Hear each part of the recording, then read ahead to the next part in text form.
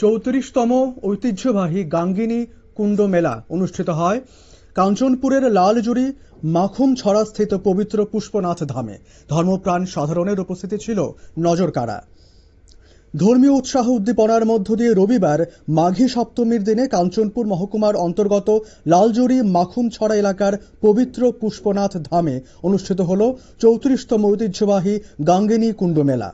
এই মেলাকে ঘিরে সকাল থেকেই হাজারো ভক্ত ও দর্শনার্থীর সমাগম ঘটে। দূর দূরান্ত থেকে আগত ভক্তরা পবিত্র কুণ্ডে স্নান করে পূজা অর্চনার মাধ্যমে নিজেদের মনস্কামনা পূরণের প্রার্থনা করেন।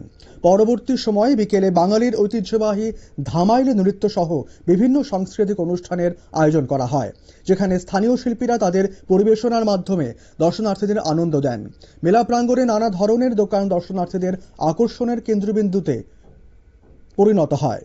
শিশু থেকে শুরু করে সকল বয়সের মানুষই মেলার আনন্দ উপভোগ করেন।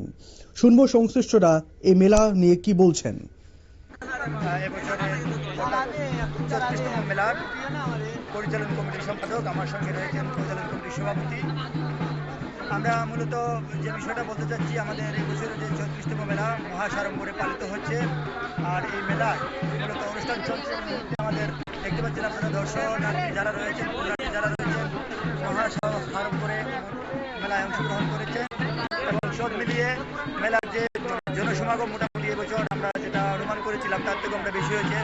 সর্বমোট 1000 জনসমাগম ঘটেছে, পুণ্যার্থী এসেছে এবং আমরা সবাইকে আমরা ধন্যবাদ জ্ঞাপন করতে চাই যারা আমাদের আমন্ত্রণে সাড়া দিয়ে মেলা প্রাঙ্গণে এসে মেলাটাকে আরও প্রাণবন্ত করে তুললেন এবং এই আগামী বছরও এভাবে এই গাঙ্গিনী মেলাকে যেন প্রাণবন্ত করে তুলেন এই প্রত্যাশা রাখবো।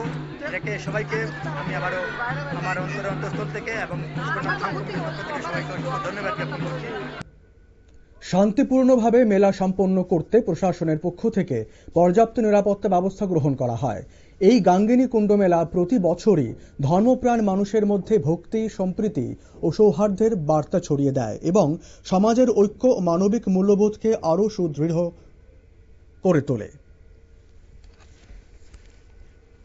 নিয়ে নেব ছোট্ট একটা বিজ্ঞাপন বিরতি, সঙ্গে থাকুন।